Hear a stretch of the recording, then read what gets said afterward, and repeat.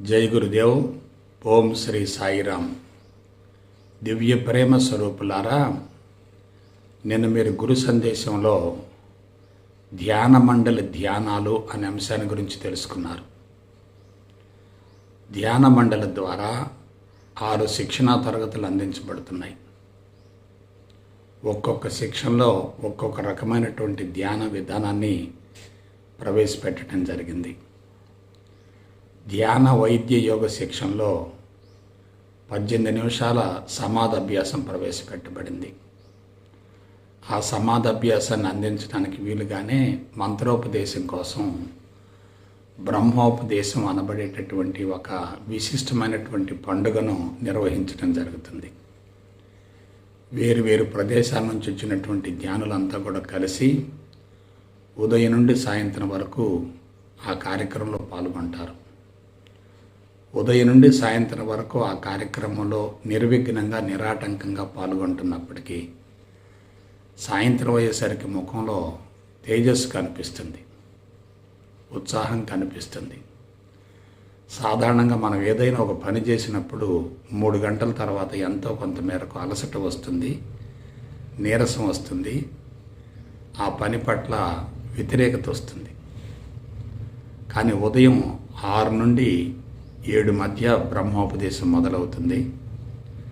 సాయంత్రం 5, 6 వరకు అది కొనసాగుతూనే ఉంటుంది.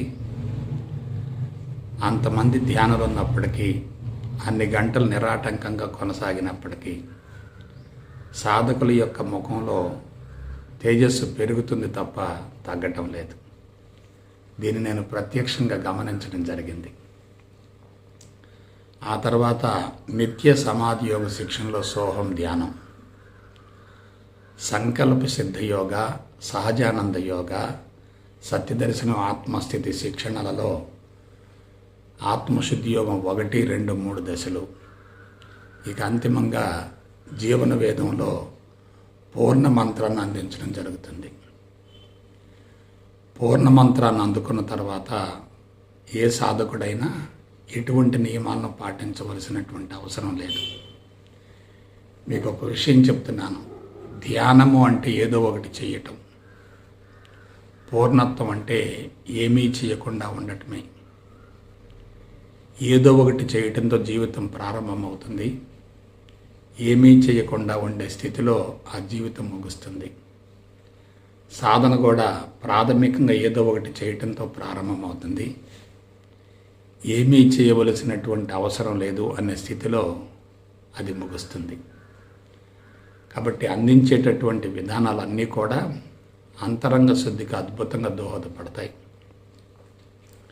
ఇక్కడ విశేషం ఏంటంటే బాహ్యపరమైనటువంటి అంశాలతో ఎటువంటి సంబంధం ఉండదు.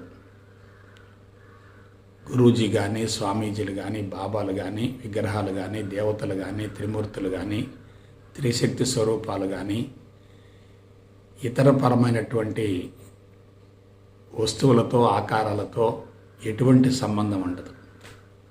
పూర్తిగా అంతర్ముఖ ప్రయాణాలే. అటువంటి సాధన కొనసాగించేటట్లయితే తప్పనిసరిగా అంతరంగ శుద్ధి జరుగుతుంది. అందులో ఎటువంటి సందేహం లేదు. అయితే బిడ్డలారా, ఈరోజు మీరు మరొక కీలకమైన అంశాన్ని గురించి తెలుసుకోబోతున్నారు. అదేమిటంటే జ్ఞాన ధ్యాన ప్రవచనాలు. జ్ఞాన ధ్యాన ప్రవచనాలు. మీరు ఆధ్యాత్మిక చరిత్రను జాగ్రత్తగా పరిశీలించండి. అనేక సంస్థలు అనేక రకాల విధానాలను అందిస్తున్నాయి కదా. కానీ జ్ఞాన ధ్యాన ప్రవచనాలను అందించేటటువంటి సంస్థ ఎక్కడా లేదు. చరిత్రలో ఇంతవరకు ఎక్కడా లేదు. ఇవన్నీ నేను రూపొందించినవి కానే కాదు. జ్ఞానం అనేది నేను సృష్టించింది కానే కాదు. అది ఎప్పుడూ ఉంటుంది. విశ్వంలో జ్ఞానం అనేది లేకపోతే దాన్ని మనం స్వీకరించే అవకాశం లేదు కదా. జ్ఞాన ధ్యాన ప్రవచనాలు అనేవి ఒక ప్రత్యేక తరహాలో రూపొందించి అందించబడుతున్నాయి. అత్యంత కీలకమైనటువంటి శిక్షణలు ఏమిటంటే సత్యదర్శనం, ఆత్మస్థితి, జీవన వేదం. 2009 సంవత్సరం వరకు ధ్యాన మండలి ద్వారా ధ్యాన వైద్య యోగ శిక్షణ, నిత్య సమాధి యోగ శిక్షణ, సంకల్ప సిద్ధ యోగ శిక్షణ, సహజానంద యోగ శిక్షణ, ఈ 4 శిక్షణలను మాత్రమే అందిస్తూ వస్తున్నాం. అయితే 2009 సంవత్సరంలో గురూజీ యొక్క అంతరంగంలో ఒక విప్లవం జరిగింది. అదేమిటంటే, ఆధ్యాత్మిక చరిత్రలో ఇంతవరకు ఎవరూ రూపొందించినటువంటి 4 వేదాల సారాంశంతో ఉన్నటువంటి సత్యదర్శనం ఆత్మస్థితి శిక్షణను రూపొందించే ప్రయత్నం జరిగింది. 2009 సంవత్సరంలో ఆ ప్రక్రియ ప్రారంభమైంది. నా మనసులో ఉన్నటువంటి అభిప్రాయం ఏంటంటే, కేవలం 4 శిక్షణల ద్వారా 20 రోజుల కాల వ్యవధిలో ఏ వ్యక్తిని మార్చడం సాధ్యం కాదు. సంచిత కర్మలు, ప్రారబ్ధ కర్మలు కుప్పలుగా ఉండి, ఎక్కువ మోతాదులో ఉండి, కేవలం అడపాదడప క్లాసులకు హాజరైనంత మాత్రాన అంతరంగ శుద్ధి జరిగే అవకాశం లేదు. 4 శిక్షణలు రూపొందించి గురూజీని తయారు చేసి ప్రపంచంలోకి పంపించిన ప్రపంచాన్ని ప్రభావితం చేయగలుగుతారు, కానీ ప్రపంచం ఆశించినంత మార్పును సృష్టించలేరు, కల్పించలేరు. ఇటువంటి విషయాన్ని గురించి నేను ఒక 2 సంవత్సరాలు లోతుగా ఆలోచించిన తర్వాత సత్యదర్శనం ఆత్మస్థితి శిక్షణకు రూపకల్పన గావించాను. ఇది తమిళనాడు రాష్ట్రంలో తిరువణ్ణామలైలో రమణ మహర్షి సన్నిధానంలో ఈ శిక్షణకు శ్రీకారం గావించబడింది. ధ్యాన మండల చరిత్రను, నా వ్యక్తిగత జీవితాన్ని ఇది సమూలంగా మార్చింది. ఒక మాటలో చెప్పాలంటే, సత్యదర్శనం ఆత్మస్థితి శిక్షణ లేకపోతే ఈరోజు మీరు గురూజీ ద్వారా గురు సందేశాలను అందుకునే అవకాశమే లేదు. నేను ఒక సాదాసీదా రైతు కుటుంబంలో పుట్టి, వెనుకబడిన ప్రాంతంలో జన్మించి, కడు పేదరికాన్ని అనుభవించి, భయంకరమైనటువంటి రుగ్మతలతో కొనసాగుతూ, కేవలం రుగ్మతల నివారణ కోసం ఆధ్యాత్మిక మార్గాన్ని ఆశ్రయించాను తప్ప ఆత్మస్థితి, పరిపూర్ణ స్థితి, శూన్యస్థితి, భావాతీత స్థితి అనేటటువంటి అంశాల గురించి నాకు అవగాహన లేదు. వాటి కోసం నేను పరితపించలేదు. కానీ మార్గంలోకి ప్రవేశించిన తర్వాత నాకేమనిపించిందంటే, ఈ మార్గం ద్వారా నా రుగ్మతలు కానీ, పేదరికం కానీ, వెనుకబడితనం కానీ, నాలో ఉన్నటువంటి తమోగుణం కానీ, రజోగుణం కానీ తప్పనిసరిగా తొలగిపోతాయి అనేటటువంటి ఒక విశ్వాసం కలిగింది. అందున స్వామి అభేదానంద పుస్తకం చదువుతున్నప్పుడు ఆ మహానుభావుడు చెప్పిన మాట ఏమిటంటే, you can create new body with your infinite sensitive valuable mind అన్నారు. సున్నితమైన, విలువైన, సూక్ష్మమైన, అనంతమైనటువంటి మేధస్సుతోటి క్రొత్త శరీరాన్ని సృష్టించుకోవచ్చు అన్నారు. మేధస్సు వేరు, మనసు వేరు. మనసు అంటే చేతన మనసే, కానీ మేధస్సు అంటే చేతన, ఉపచేతన, అంతశ్చేతన, అధిచేతన మనసుల యొక్క సమ్మేళనమే మేధస్సు అవుతుంది. ఆ మేధస్సు ద్వారా క్రొత్త శరీరాన్ని సృష్టించుకోవచ్చు అనేటటువంటి పదాన్ని వాడిన తర్వాత, అటువంటి మహానుభావులు వెల్లడించినటువంటి ఆ విలువైనటువంటి సూక్తిని తెలుసుకున్న తర్వాత తప్పనిసరిగా వాళ్ళు దీని గురించి లోతుగా అధ్యయనం చేసి సత్యవంతమైనటువంటి విషయాన్ని వెల్లడిస్తారు తప్ప మానవ జాతిని మభ్యపెట్టరు అనేటటువంటి భావంతో నేను ఆధ్యాత్మిక మార్గంలో లోతులను అన్వేషించడం కోసం గురూజీని కావటం, సంస్థను స్థాపించటం, శిక్షణా తరగతులు రూపొందించటం, ప్రవచనాలను రికార్డు చేయటం, పుస్తకాలను ప్రచురించి విడుదల గావించటం, గురుకుల శిక్షణల ద్వారా గురువులను తయారు చేయటం, సమగ్ర విశ్వశక్తి యోగ చికిత్స ద్వారా ఉచితంగా మందులు అందించడం, ఇటువంటి కార్యక్రమాల ద్వారా దాదాపుగా 15 సంవత్సరాల వరకు కృషి చేశాను. కానీ అవి సరిపోవు. ఆ 4 శిక్షలు సరిపోవనేటటువంటి భావంతో సత్యదర్శనం ఆత్మస్థితి శిక్షణకు బీజం వేశాను. అది 4 వేదాల సారాంశాన్ని తెలియజేస్తుంది. నాకు అసలు వేదాలంటే ఏందో తెలియదు, మంత్రం అంటే ఏందో తెలియదు, నాకు జంజం లేదు, పిలక లేదు, గాయత్రి మంత్రోపదేశం లేదు, సనాతన సాంప్రదాయం లేదు, బ్రహ్మచర్యం లేదు, సన్యాసం పుచ్చుకోలేదు.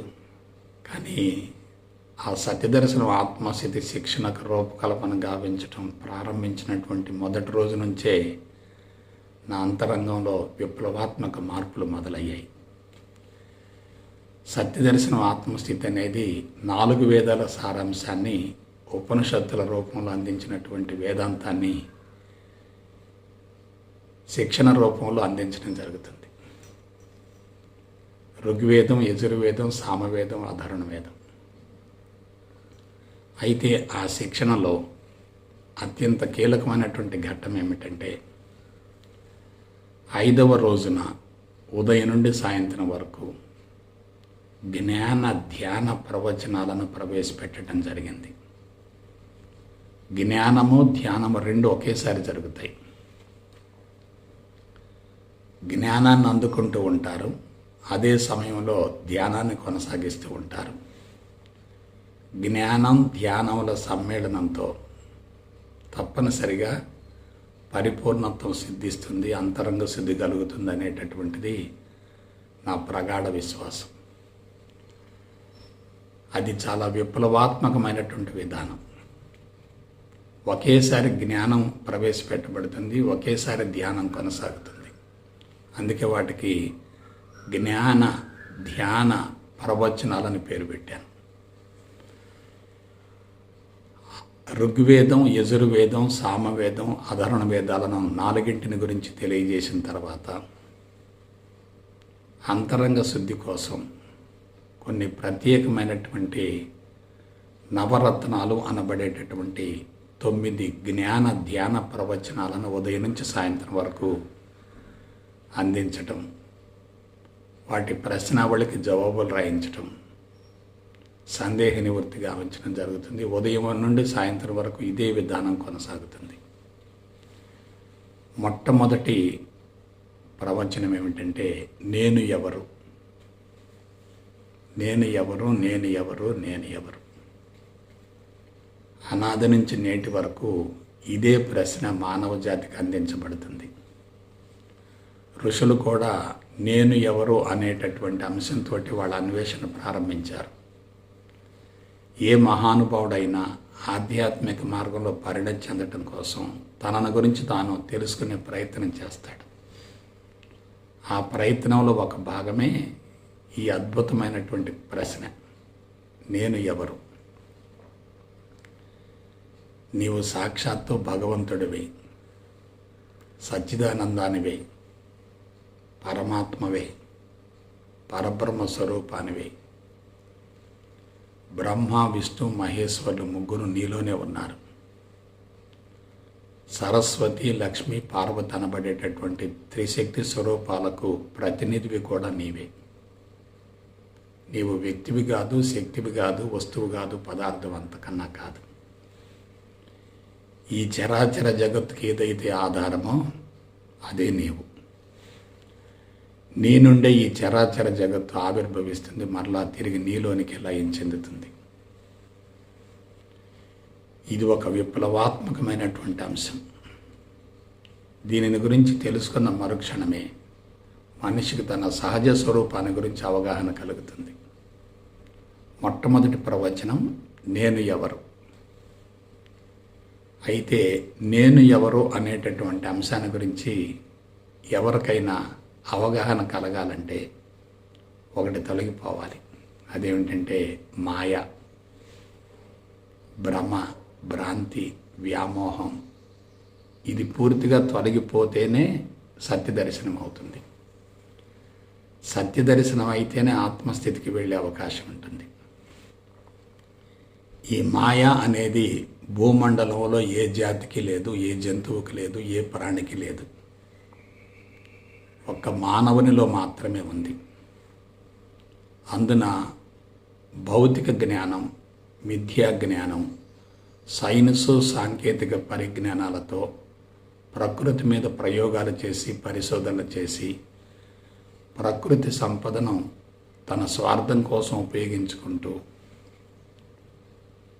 భౌతికవాదపు మత్తును పెంచుకుంటూ సుఖానికి, సౌకర్యానికి, విలాసానికి, వినోదానికి, శృంగారానికి అలవాటు పడుతూ అవే ఆనందంగా భ్రమించేటటువంటి వ్యక్తులలో ఈ మాయ బలోపేతమవుతుంది. ఇది తెలివి, మేధా సంపత్తికి ప్రతిరూపం. ప్రజ్ఞ కుంచుకున్న వాళ్ళలో ఈ మాయ ఆధిక్యతను సంతరించుకుంటుంది. నేను, నాది, నాకనేటటువంటి మోహబంధాలు ఎవరికైతే ఎక్కువగా ఉంటాయో వాళ్ళలో ఈ మాయ బలోపేతమవుతుంది. మీకు ఒక విషయం చెప్తున్నాను. అమాయకులకు మాయ అంటే ఏమిటో తెలియదు. అది ఇన్నోసెన్స్. ఆధ్యాత్మికవేత్తలు మాయను స్వాధీనపరుచుకుంటారు, అధిగమించగలుగుతారు, జయించగలుగుతారు. కానీ భౌతికవాదపు మత్తులో ఉండి శారీరక సుఖానికి అలవాటు పడి ప్రకృతి సంపదను కొల్లగొడుతూ దానిని క్రయ విక్రయాలకు ఉపయోగించేటటువంటి మేధావులలో ఈ మాయ బలోపేతమవుతుంది. వారిని సమూలంగా ఆక్రమించుకుంటుంది, వారిని పూర్తిగా వశపరుచుకుంటుంది. కాబట్టి మాయ ఉన్నంత వరకు, మాయ ఆవహించి ఉన్నంత వరకు సత్యదర్శనం కాదు. అందువల్ల రెండవ టాపిక్ ఏమిటంటే అంతా మాయ.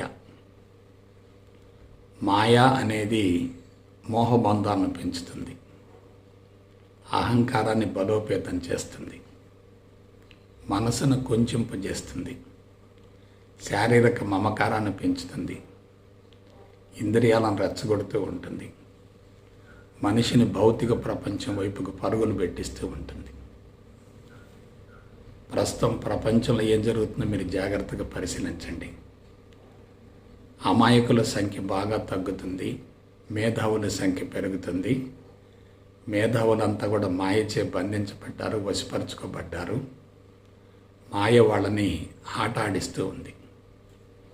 అందుకే ఈ దుష్పరిణామాలు, ఘోర కృత్యాలు, ప్రకృతి వైపరీత్యాలు. ఇది ఏర్పడటం చాలా సులభం, దాన్ని తొలగించుకోవటం బహు కష్టతరం. మానవుడు ఒంటరి జీవితాన్ని వదిలిపెట్టి సామూహిక జీవితానికి మళ్ళటం, స్వేచ్ఛాయుత జీవితాన్ని వదిలేసి బంధాలను ఏర్పరచుకోవటం వల్ల ఈ మాయ బలోపేతమైంది. ఈ మాయను తొలగించడం అనేది బహు కష్టతరం. ఎందుకంటే ప్రవేశించడం చాలా సులభం, తొలగిపోవటం చాలా కష్టం. మాయను తొలగించుకోవాలంటే, అధిగమించాలంటే జీవుడిని లోపరుచుకోవాలి, మనస్సును లోపరుచుకోవాలి, మనస్సును అధిగమించగలగాలి, జీవుణ్ణి అధిగమించగలగాలి. నేను భగవంతుడను అనేటటువంటి అంశాన్ని మనసులో బలంగా ప్రతిష్ఠించుకొని దానిని పదే పదే మననం చేసుకుంటూ ఫలాలను పొందగలగాలి. కాబట్టి రెండవ టాపిక్ అంతా మాయ. ఇక మూడవది మనసు గారడి. బిడ్డలారా, జాగ్రత్తగా ఆలోచించుకోండి. మనసే మనకు శత్రువు, మనసే ప్రమాదకరమైంది, మనసే మనకు అవరోధం అవుతుంది. మనసు ఉన్నంత వరకు మనిషి భౌతిక ప్రపంచంతో విడరాని సంబంధం ఏర్పరచుకుంటాడు. మనసు మనిషిని బంధిస్తుంది, మనసు మనిషిని ప్రలోభపెడుతుంది, రెచ్చగొడుతుంది. తెలివి, మేధా సంపత్తి వలన మాయ ఆవిర్భవిస్తుంది. ఆ మాయకు ప్రతిరూపంగా మనసు వెల్లడించబడుతుంది. ఆ మాయకు ప్రతిరూపంగా మనసు ఏర్పడుతుంది. కాబట్టి మనసు అంటే ఏమిటి? ద్వంద్వాలు. సంకల్పం, వికల్పం రెండు కూడా ద్వంద్వాలు. ద్వంద్వాలు రెండు సత్యమా, అసత్యమా? ద్వంద్వాలు అసత్యం, తాత్కాలికం, పాక్షికం, పరస్పర విరుద్ధమైనటువంటి అంశాలు. ఎప్పుడైతే ద్వంద్వాలు రెండు అసమానంగా ఉంటాయో, మనిషి ఆధ్యాత్మిక మార్గాల్లోకి ప్రవేశించిన ఆత్మస్థితిని అందుకునే అవకాశం ఉండదు. కాబట్టి మనసే మనిషికి ప్రధానమైనటువంటి శత్రువు అవుతుంది. ఇంట్లో దొంగొంటి ఎంత ప్రమాదమో మనిషికి మనసు కూడా అంతే ప్రమాదం. అందువల్ల మనసు గారడి అనే అంశాన్ని గురించి తెలియజేయడం జరుగుతుంది. ఇక మూడవది, మనసుకు ప్రతిరూపమే ఆలోచనలు. ఆలోచన కానిది, ఆలోచన లేనిది, ఆలోచనకు భిన్నమైనది, ఆలోచనకు అతీతమైనది, వేరైంది విశ్వంలో లేనే లేదు. నేను బోధిస్తున్నాను, మీరు వింటున్నారు, ఇదంతా ఆలోచనే. ముక్తి లేక మోక్షం కూడా ఆలోచనే, భగవంతుడు కూడా ఆలోచనే, వేదాలు కూడా ఆలోచనల యొక్క ప్రతిరూపమే. కనిపించేది, వినిపించేది, రుచి చూసేది, స్పృశించేది, వాసన చూసేది అంతా ఆలోచనల యొక్క సమూహమే. ఆలోచనలు అంటే ప్రాణశక్తి యొక్క రూపాంతరం. ప్రాణశక్తి స్వచ్ఛంగా ఉన్నంత వరకు ఏకత్వంలో ఉంటుంది. అది ఆలోచనగా రూపాంతరం చెందిన మరుక్షణమే సంకల్ప శక్తిగా మారుతుంది. ఆ సంకల్పం ద్వారానే భౌతిక జగత్తు ఆవిర్భవిస్తుంది. ఇటువంటి ఆలోచనలు సవి మార్గంలో ఉంటే మనిషి జీవితం ఆనందమయం అవుతుంది. అపసవ్య మార్గంలో ఉంటే సమస్యాత్మకమవుతుంది. కాబట్టి ప్రస్తుతం సామాజిక పరిస్థితులు ఎలా ఉన్నాయంటే మనోకాలుష్యం తారాస్థాయికి చేరుతుంది. అటువంటి మనోకాలుష్యం ఏర్పడటానికి మూలం నెగిటివ్ ఆలోచనలు. మన ఆలోచనలే మనకు మిత్రులు, మనకు శత్రువులు. ఆలోచనలను సవ్యమైనటువంటి పంథాలు ఉపయోగించుకోగలిగితే బంధాల నుంచి బయటపడతాం. అపసవ్య మార్గంలో ఆలోచన ఉండేటట్లయితే మన బంధాల్లో ఇరుక్కుంటాం. కాబట్టి మన ఏవ మనుష్యానాం కారణం బంధమోక్షయోహో అన్నారు. బంధానికైనా మోక్షానికైనా మనసే మూల కారణం అంటున్నారు. ఆ మనసు అనేది ఆలోచనల యొక్క రూపాంతరం, సమూహమే. ఆలోచనలను భౌతిక ప్రపంచం వైపుకు మళ్ళిస్తే బంధాలు ఏర్పడతాయి. అంతరంగానికి మళ్ళిస్తే స్వేచ్ఛ లభిస్తుంది. కాబట్టి కంటికి కనిపించినటువంటి ఆలోచనలన్నీ కంటికి కనిపించేటటువంటి భౌతిక జగత్తును సృష్టిస్తూ ఉంటాయి. కాబట్టి ఈ మూడు అంశాలు కూడా, ఒకటి అంతా మాయ, మనసు గారడి, ఆ తదుపరి ఆలోచనలు. ఈ మూడు కూడా మనిషిని భౌతిక జగత్తు నుండి సమూలంగా విడుదల గావించడం కోసం అందించబడేటటువంటి రత్నాలు. నేను ఎవరు అనేటటువంటి అంశం అనుభవంలోకి రావాలంటే ముందు మాయ తొలగిపోవాలి, తర్వాత మనస్సు కరిగిపోవాలి, ఆలోచన రహిత స్థితి ఏర్పడాలి. అందువల్ల ఈ మూడు అంశాల గురించి ప్రస్తావించడం జరుగుతుంది. ఈ మూడింటికి కూడా వివరణ రాయించడం జరుగుతుంది. ప్రవచనాన్ని వినిపించడం జరుగుతుంది, దానికి వివరణను కూడా రాయించడం జరుగుతుంది, సందేహ నివృత్తి గావించడం జరుగుతుంది. ఆ తర్వాత మనిషిని అంతర్ముఖానికి మళ్లించడం కోసం, ఆత్మ వైపుకు మళ్లించడం కోసం అత్యంత కీలకమైనటువంటి టాపిక్స్ ఉన్నాయి. అవి ఏంటంటే ఏకం, నిత్యం, విమలమచలం. మాయ కానీ, మనసు కానీ, ఆలోచనలు కానీ ద్వంద్వాలతో కూడి ఉంటాయి. ద్వంద్వాలతో కూడినటువంటి మాయ కానీ, మనసు కానీ, ఆలోచనలు కానీ పరమాత్మ నుండే ఆవిర్భవిస్తాయి. పరమాత్మ ఏకత్వం. మాయ కానీ, మనసు కానీ, ఆలోచనలు కానీ ద్వంద్వాలతో కూడి ఉంటాయి. అందువల్ల మనిషిని ఏకత్వం వైపుకి మళ్లించే విధంగా అద్భుతమైన టాపిక్ అదేంటంటే ఏకం, నిత్యం, విమలమచలం. ఉన్నది ఒక్కటే, రెండు లేవు, రెండవది లేదు. ఆత్మ తప్ప అన్యం లేదు, భగవంతుడు తప్ప వేరే అంశానికి అవకాశమే లేదు. ఇద్దరు భగవంతుళ్ళు ఉండరు, రెండు విశ్వాలు ఉండవు, రెండు ఆత్మలు ఉండవు, రెండు బ్రహ్మాలు కూడా ఉండవు. ఉండేది ఒక్కటే. మానవుడు విశ్వంలో ఒక భాగమే తప్ప విశ్వం నుండి వేరు కానే కాదు. ప్రకృతిలో ఒక భాగమే తప్ప ప్రకృతి నుండి వేరు కాదు, భిన్నం కాదు, అతీతం అంతకన్నా కాదు. ఏకం నిత్యం విమలమచలం అనేటటువంటి అంశం ద్వారా మనిషి ద్వంద్వాల నుంచి బయటపడి ఏకత్వం వైపుకు మళ్లించబడతాడు. ఆ తదుపరి అంతయు బ్రహ్మమే. ఎప్పుడైతే ఏకత్వం గోచరిస్తుందో ఇక రెండవది ఉండదు కదా. అదే పరమాత్మ, అదే పరబ్రహ్మం, అదే శుద్ధ చైతన్యం, అదే భగవంతుడు. కాబట్టి బ్రహ్మం తప్ప మరొకటి లేనే లేదు. అందుకే బ్రహ్మవిత్ బ్రహ్మైవ భవతి అంటారు. మనిషికి అహంకారం ఉన్నంత వరకు, నేను ఫలానా అనబడే భావన ఉన్నంత వరకు మనిషి తప్పనిసరిగా సొంత వ్యక్తిత్వంతో ఉంటాడు, సొంత ప్రణాళికతో జీవితాన్ని కొనసాగిస్తాడు, స్వతంత్ర ప్రతిపత్తితో జీవనయానం కొనసాగుతుంది. అటువంటి స్థితిలో నేను విశ్వం వేరనేటటువంటి భావన కలుగుతుంది. నేను ఫలానా అనబడే భావన బలోపేతం అవుతుంది.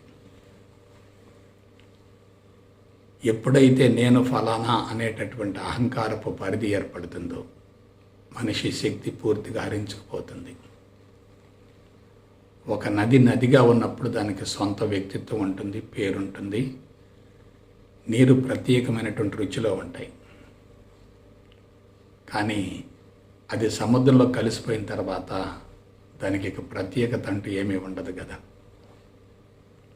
కాబట్టి వ్యక్తిత్వం సమూలంగా కరిగిపోతేనే విశ్వవ్యాప్తి తత్వం ఏర్పడుతుంది. ఆ విధంగా అంతయు బ్రహ్మమే అనేటటువంటి టాపిక్ని ప్రవేశపెట్టడం జరిగింది. ఇవన్నీ కూడా నేను సొంతగా ఆలోచించి రాసినవి కానే కాదు. ఏదో ఒక విశ్వశక్తి నన్ను ఒక ఉపకరణంగా ఉపయోగించుకొని ప్రపంచానికి విలువైనటువంటి సందేశాలను అందించడం కోసం నన్ను నిరంతరం ప్రేరేపిస్తూ ఉంది. జ్ఞానం అనేది నాది కానే కాదు. ఈ ప్రపంచంలో నాదంటూ ఏమీ లేదు, మీదంటూ ఏమీ లేదు. నాదేదో ఉంది అనుకోవటమే మాయ. దానికి ఏమవుతుందో అనేటటువంటి భావనే అతి ప్రమాదకరమైనటువంటి మనసు గారెడవుతుంది. కాబట్టి మాయ, మనసు, ఆలోచనలు మూడు కూడా భౌతిక ప్రపంచానికి సంబంధించినవి.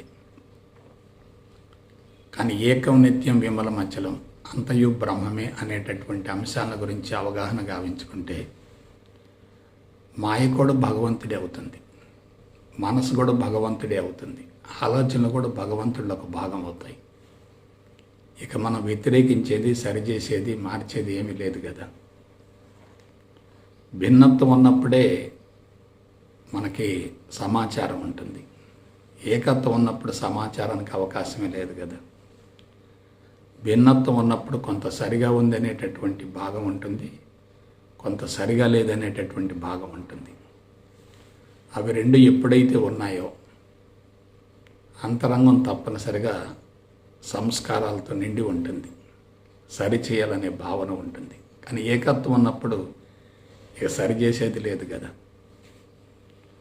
అటువంటి ఏకత్వం సిద్ధించాలంటే మనం వదిలివేయవలసినటువంటి రెండు ఉన్నాయి. అవే ద్వంద్వాలు. మంచి చెడు, లాభం నష్టం, విజయం అపజయం, గెలుపు ఓటమి, ఉపకారం అపకారం వగైరా. ఒక వ్యక్తి జీవితాన్ని తీసుకున్నా, సమాజాన్ని తీసుకున్నా, ప్రపంచాన్ని తీసుకున్నా, ప్రకృతిని తీసుకున్నా, విశ్వాన్ని తీసుకున్నా రెండు ఉంటాయి. జ్ఞానికి అజ్ఞానికి వ్యత్యాసం ఏంటంటే జ్ఞాని ద్వంద్వాలను 50-50గా చూస్తాడు, 50-50గా చూస్తాడు. అజ్ఞాని రెండింటిని అసమానంగా భావిస్తాడు. బయటకు కనిపించేదే వాస్తవం అనుకుంటాడు, లోపల ఉన్నదాన్ని గుర్తించలేడు, గ్రహించలేడు. బయట ఉన్నదే వాస్తవం అనే భావన ఎప్పుడైతే ఉంటుందో, లోపల దాన్ని గుర్తించకపోతే ఏమవుతుంది? మనిషి అలజడికి, అసంతృప్తికి, ఆవేశానికి లోనవుతూ ఉంటాడు. కాబట్టి 50-50 రెండు సమాన మోతాదులు ఉన్నాయి అనే భావన కలిగిందనుకోండి, బయటికి కనిపించేదే వాస్తవం అనే భావన ఉండదు. లోపల ఉన్నదాన్ని కూడా గుర్తించగలుగుతారు, గ్రహించగలుగుతారు. ఆ రెండు భౌతిక ప్రపంచానికి సంబంధించినటువంటి అనవసరపు మిథ్యా సమాచారమే. ఆ రెండింటిని వదిలేయటమే సమాధి. ఆ రెండింటిని వదిలేయటమే సన్యాసం. సన్యాసమే సమాధి. ఎందుకు వదిలేయాలి? అవి వాస్తవం కాదు, మాయకు ప్రతిరూపం. ఎలా మాయకు ప్రతిరూపం? అవి భౌతిక ప్రపంచానికి సంబంధించినవి, నిరంతరం మారుతూ ఉంటాయి, నిలకడగా ఉండవు, పరస్పర వ్యతిరేకమైనటువంటి అంశాలుగా ఉంటాయి. ఒకటి ఆధారం, మరొకటి ఆధేయం. ఎప్పుడైతే ద్వంద్వాలు మాయా అని వదిలేస్తామో అంతరంగం సమూలం ఖాళీ అవుతుంది కదా. అదే సమాధి అభ్యాసం అంటే. కాబట్టి నేను మరొకసారి చెప్తున్నాను, మెంటల్ ప్రిపరేషన్ లేకుండా సున్నితమైన, విలువైన, సూక్ష్మమైన, అనంతమైనటువంటి మేధస్సుపై పొరపాటును కూడా బలవంతపు ప్రయోగాలు చేయకూడదు. ఇది బాగా గుర్తుపెట్టుకోండి. బలవంత ప్రయోగాలు చేసేటట్టు ఇది చాలా ప్రమాదకరం. ఇవాళ ఏం జరుగుతుంది? దైనందిన జీవితం అస్తవ్యస్తంగా ఉండి, లౌకిక జీవితం సమస్యాత్మకంగా ఉండి, జీవన విధానం సరిగా లేక, అస్తవ్యస్తమైనటువంటి పరిస్థితులు నెలకొని ఉన్నప్పుడు ఆధ్యాత్మికత పేరుతో పరుగులు తీస్తూ కళ్ళు మూసుకొని కూర్చుంటే ఏమవుతుంది? ఎంత ప్రమాదకరం మీరు ఆలోచించండి. మనం ఒక ప్రయోగం చేస్తున్నప్పుడు సత్ఫలితం రావాలి తప్ప దుష్ఫలితం రాకూడదు కదా. ప్రపంచంలో ఆధ్యాత్మికత ఇంతగా పెరుగుతున్నప్పటికీ ప్రపంచ పరిస్థితులలో మార్పులు రాకపోవడానికి మూల కారణం ఏంటంటే, దైనందిన జీవితాన్ని సరిచేసుకోకుండా, దైనందిన జీవితాన్ని సమస్యాత్మకంగా ఉంచుకొని అతి భయంకరమైనటువంటి రుగ్మతలకు లోనై వాటిని తొలగించుకోవటం కోసం ఆధ్యాత్మికత పేరుతో కళ్ళు మూసుకుంటున్నారు. అది చాలా ప్రమాదకరం. ఆధ్యాత్మికత ప్రత్యేకంగా ఎక్కడ లేనే లేదు. కాబట్టి ద్వంద్వాలు అనేవి మాయా అని తెలిసినప్పుడు వాటికి మనం ప్రాధాన్యతనివ్వం. వాటికి ప్రాధాన్యతనివ్వకపోతే భౌతిక ప్రపంచానికి కూడా మనం ఎక్కువగా ప్రాముఖ్యతనివ్వం. ఎప్పుడైతే భౌతిక ప్రపంచం కూడా మాయా అనేటటువంటి విషయం అనుభవంలోకి వస్తుందో అప్పుడేమవుతుంది? భౌతిక ప్రపంచాన్ని మానసికంగా వదిలేస్తాం. అదే సన్యాసం. మరలా దానిలో ఇరుక్కోకుండా జాగ్రత్త పడతాం. అదే వైరాగ్యం. కాబట్టి సన్యాసం, వైరాగ్యం రెండూ కూడా ఆధ్యాత్మిక మార్గంలో పరిణతి చెందటానికి, స్వేచ్ఛను పొందటానికి జంట రెక్కల వంటివి. కాబట్టి మనం జీవితాన్ని జాగ్రత్తగా అవగాహన చేసుకుంటే అసలు సాధన యొక్క అవసరమే ఉండదు. జీవితాన్ని గురించి సరైనటువంటి అవగాహన లేకుండా కఠోరంగా సాధన చేసేటట్లయితే అది చాలా ప్రమాదకరం. నేను మరొకసారి డిక్లేర్ చేస్తున్నాను, సాధన వల్ల సత్ఫలితం రావటం లేదంటే సాధనకు మనసు సంసిద్ధం కావటం లేదని గుర్తుపెట్టుకోండి. లౌకిక జీవితం నియమబద్ధంగా, ధర్మబద్ధంగా, నైతిక విలువలతో కూడి ఉంటే అదే ఆధ్యాత్మికంగా రూపాంతరం చెందుతుంది. ప్రత్యేకంగా ఆధ్యాత్మికత అనేది ఎక్కడా లేదు. ద్వంద్వాలను గురించి సరైనటువంటి అవగాహన ఉంటే వాటిని వదిలేస్తాం. అవగాహన లేకపోతే వాటిని వాస్తవంగా భ్రమించి, భావించి పట్టుకుంటాం. ద్వంద్వాలను పట్టుకుంటే అంతరంగం కలుషితం అవుతుంది. ద్వంద్వాలను వదిలేస్తే అంతరంగం శుద్ధి అవుతుంది. కాబట్టి జాగ్రత్తగా ఆలోచించండి. ఆధ్యాత్మిక మార్గానికి జ్ఞానమే ప్రాణం అనేటటువంటి విషయాన్ని నేను ఎందుకు పదే పదే హెచ్చరిస్తున్నానంటే, జ్ఞానపరంగా ఎదిగినప్పుడు కళ్ళు తెరిచి ఉన్నప్పుడే సాధన జరుగుతూ ఉంటుంది. కళ్ళు మూసుకున్న తర్వాత ప్రత్యేకంగా సాధన కోసం ప్రయత్నించవలసినటువంటి అవసరం ఉండదు కదా. దశాబ్దాల తరబడి ఒక విషయాన్ని గురించి లోతుగా అధ్యయనం చేసి ఫలితాన్ని పొందిన తర్వాతనే మీ ముందుకు వస్తున్నాను నేను. అనవసరపు ఆర్భాటాలు అనేవి నాకు లేవు. సత్యం అనేది చాలా సులభమైంది, మాయ అనేది ప్రమాదకరమైంది. ప్రస్తుతం మానవులంతా మాయచే బంధించబడ్డారు, సత్యం కోసం పరితపిస్తున్నారు. మాయను ఛేదించుకుంటే సత్య దర్శనం అయినట్లే. మాయలో బంధించబడి సత్యం కోసం పరితపిస్తే అది ఎలా లభిస్తుంది? జైల్లో బంధించబడ్డటువంటి వ్యక్తికి స్వేచ్ఛ లభించదు కదా. ఆలోచించండి. కాబట్టి సన్యాసమే సమాధి అనే అంశం చాలా కీలకమైంది. ఆ తర్వాత ఏమీ చేయకుండా ఉండటమే సాధన. అదే సమాధి అంటే. ఏదో ఒకటి చేయటం అంటే అది కర్మబంధం అవుతుంది. ఏమీ చేయకుండా ఉండటం అంటే అది కర్మయోగం అవుతుంది. ఏదో ఒకటి చేయటంతో సాధన మొదలు పెట్టాలి. ఏమీ చేయవలసినటువంటి అవసరం లేదు అనే స్థితిలో సాధన ముగియాలి. నీవు నేను ఈ ప్రపంచంలో సరిచేయవలసింది, మార్చవలసింది, పెంచవలసింది, తగ్గించవలసింది లేనే లేదు. అంతా ఒకటైనప్పుడు, ఏకం నిత్యం విమలమచలమైనప్పుడు నీవు నేను సరిచేసేది ఏముంది? కాబట్టి ఏమీ చేయకుండా ఉండే స్థితి ఎవరికైతే కలుగుతుందో వాళ్ళకి శక్తిని కోల్పోయేటటువంటి మార్గాలు మొత్తం బంధించబడతాయి. ఏమీ చేయవలసినటువంటి అవసరం లేదు అనే స్థితి అనుభవంలోకి వచ్చిందంటే జీవిత పరమార్థం నెరవేరినట్లే. అటువంటి స్థితి అనుభవంలోకి రావాలంటే ద్వంద్వాలు పూర్తిగా కరిగిపోవాలి. ద్వంద్వాలు కరిగిపోయాయంటే ఆలోచనలు ఉండవు, మనసు చైతన్యవంతంగా ఉండదు, మాయ బలోపేతం కానే కాదు. ఇది ఆధ్యాత్మిక మార్గంలో ఉన్నటువంటి కీలక రహస్యం. అయితే మరి ద్వంద్వాలు లేకుండా, ఆలోచన లేకుండా, మనసు లేకుండా జీవనయానం కొనసాగదు కదా. తప్పనిసరిగా ఆలోచనలు ఉండాలి, మనసు ఉండాలి. ఇప్పుడు శూన్య స్థితి నుండి దైనందిన కార్యక్రమాలను నెరవేర్చగలగాలి, కొనసాగించగలగాలి. శూన్య స్థితిని అందుకోవటం కోసం మాయ కానీ, మనసు కానీ, ఆలోచనలు కానీ అవరోధం అవుతాయి. ద్వంద్వాల మధ్య ఘర్షణ పడుతున్నంతకాలం మనిషి ఉన్నతంగా ఎదిగే ప్రసక్తి లేదు, ఉన్నతంగా ఆలోచించే అవకాశమే లేదు. కాబట్టి ద్వంద్వాలను సమూలంగా కరిగించుకోగలగాలంటే జ్ఞానపరంగా పరిణతి చెంది ఉండాలి. కాబట్టి సమాధి అంటే ఏమీ చేయకుండా ఉండటమే. It is a science of non dying.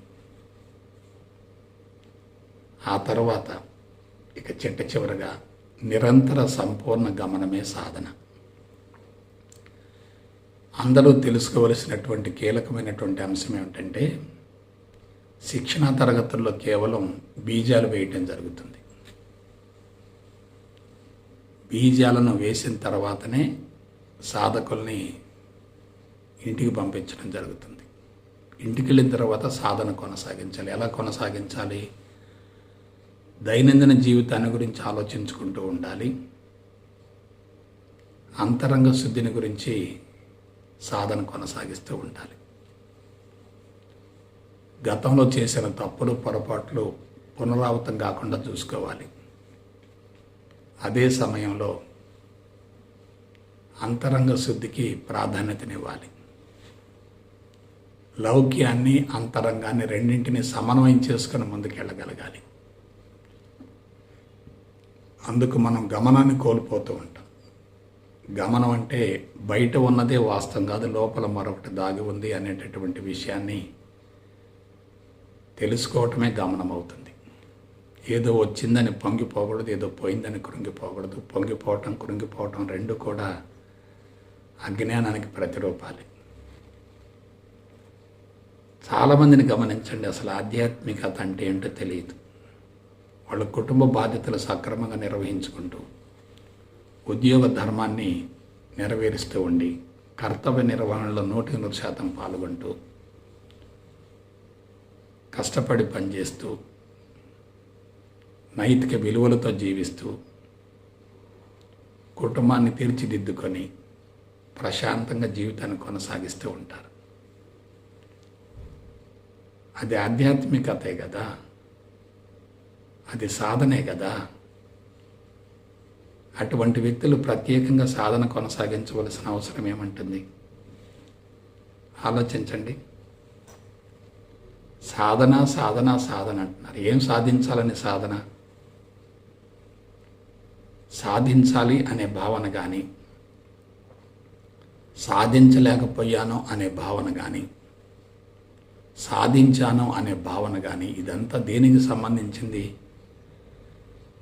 భౌతిక ప్రపంచానికి సంబంధించింది కదా.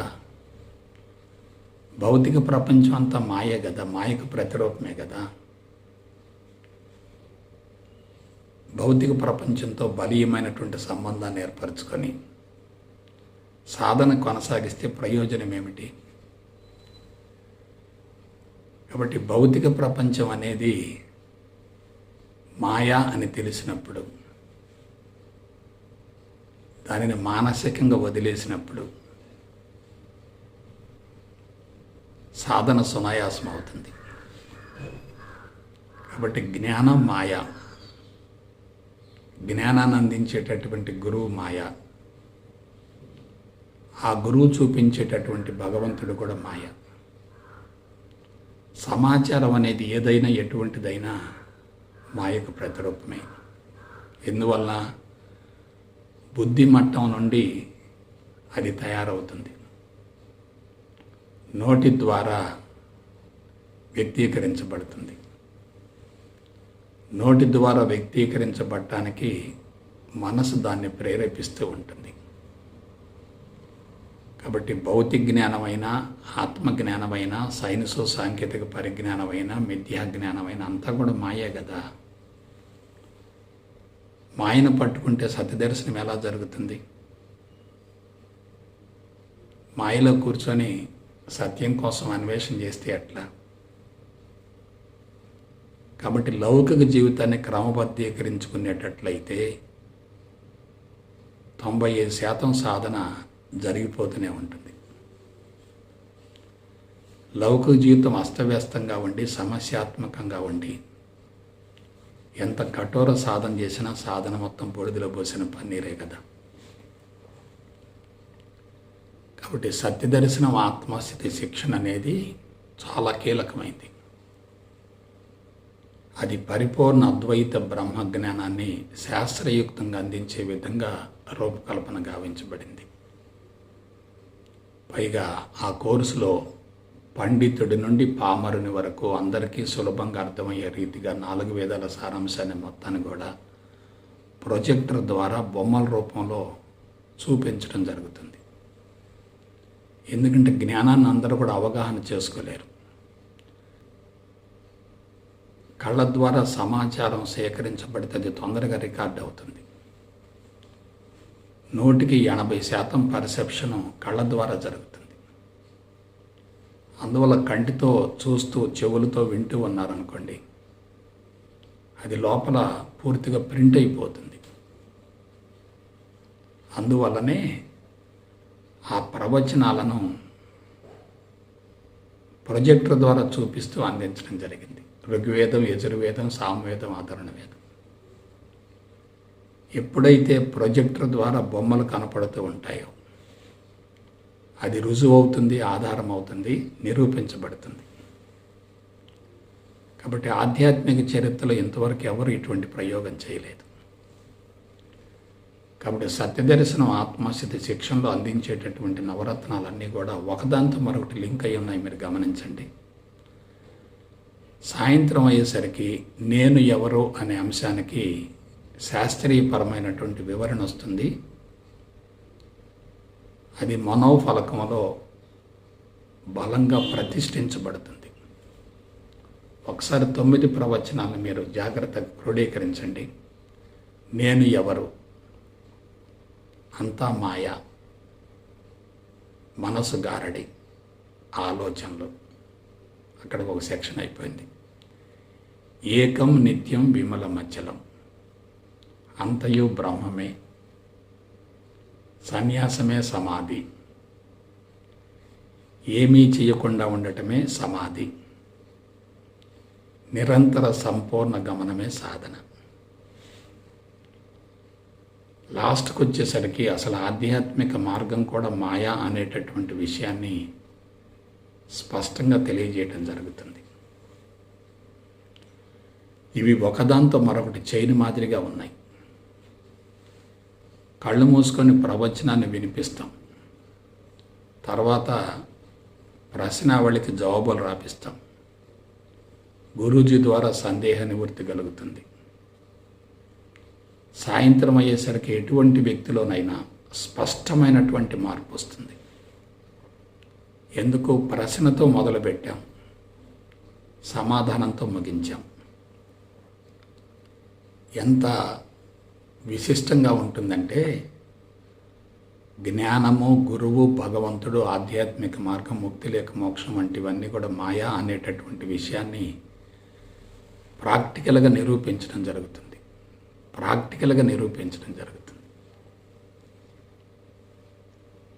కాబట్టి వేదాల యొక్క సారాంశాన్ని అవగాహన గావించుకునేటట్లయితే,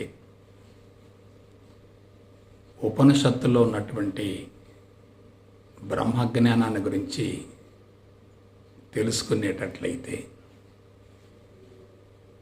మనిషి తప్పనిసరిగా భౌతిక ప్రపంచం నుండి విడిపోతాడు, దాంతో ఉన్నటువంటి సంబంధాలను తెంచుకుంటాడు. కాబట్టి ఇదంతా కూడా నా ద్వారా జరగలేదు. సమాజంలో నెగిటివ్ ఫోర్సెస్ తారాస్థాయిలో ఉన్నప్పుడు అంతే మోతాదులో పాజిటివ్ ఫోర్సెస్ కూడా బహిర్గతమవుతాయి. ఇవాళ నెగిటివ్ తారాస్థాయిలో ఉంది కాబట్టి అంతే మోతాదులో పాజిటివ్ని అందించకపోతే ఆ నెగిటివ్ని తుదముట్టించే అవకాశం లేదు. ప్రపంచంలో ఎప్పుడు ఏది అవసరమవుతుందో అది అప్పుడే తయారవుతుంది. అంతకుముందు తయారైంది ఇప్పటికి ఉపయోగపడదు. ఇప్పుడు మనం తయారు చేసేది భవిష్యత్తుకు ఉపయోగపడదు. ఎప్పుడు ఏది అవసరమో అది తయారవుతుంది. అందుకే necessity is the mother of invention అన్నారు. అక్కడ అవసరం ఏర్పడుతుంది, ఇక్కడ తయారవుతుంది. అవసరం లేకుండా తయారైందనుకోండి, దాన్ని ఎవరు స్వీకరించరు. అవసరం ఉన్నప్పుడు తయారు కాలేదనుకోండి, కొంతకాలానికి దాని అవసరం కూడా ఉండదు కదా. ఆధ్యాత్మిక మార్గం వెలుగులోకి వచ్చినప్పుడు దాని అవసరం లేదు కదా. అందుకే దానికి ఎవరు ఎక్కువగా ప్రాధాన్యతనివ్వలేదు. ఇవాళ దాని అవసరం పెరిగింది కాబట్టి ఆనాడు తయారైంది ఈనాటి మానవుడికి ఉపయోగపడదు. ఈనాటి మానవుని యొక్క మేధస్సుకు అనుగుణంగా దాన్ని మలచి రూపకల్పన చేసి మార్పులు చేర్పులు చేసి అందించగలగాలి. భవిష్యత్తులో ఇంతకంటే సులభమైనటువంటి మార్గాలు కూడా బహిర్గతమవుతాయి. కాబట్టి బిడ్డలారా, నవరత్నాలు, జ్ఞాన ధ్యాన ప్రవచనాలు అనేవి మనిషిలో అద్భుతమైన మార్పును తీసుకొస్తాయి. కాబట్టి వీటిని గురించి అవగాహన గావించుకోవాలంటే మీరు తప్పనిసరిగా సత్యదర్శనం ఆత్మస్థితి శిక్షణకు హాజరు కావాలి. గురువు సమక్షంలోనే ఈ శిక్షణ కొనసాగాలి. గురుకుల పద్ధతిలో కొనసాగాలి. ప్రశాంతమైన వాతావరణంలో ఉండాలి. ప్రకృతి సిద్ధమైనటువంటి ప్రదేశంలో ఉండాలి. ఆ విధంగా గతంలో క్లాసులు చేసినటువంటి వాళ్ళు ఎవరన్నా ఉంటే తిరిగి మరలా హాజరై ఆధ్యాత్మిక మార్గం పట్ల మరికొంత మేరకు అవగాహన ఏర్పరచుకుంటారని మనస వాచ కర్మణ కోరుకుంటూ సెలవు తీసుకుంటా. జై గురుదేవ్, జై గురుదేవ్, జై గురు.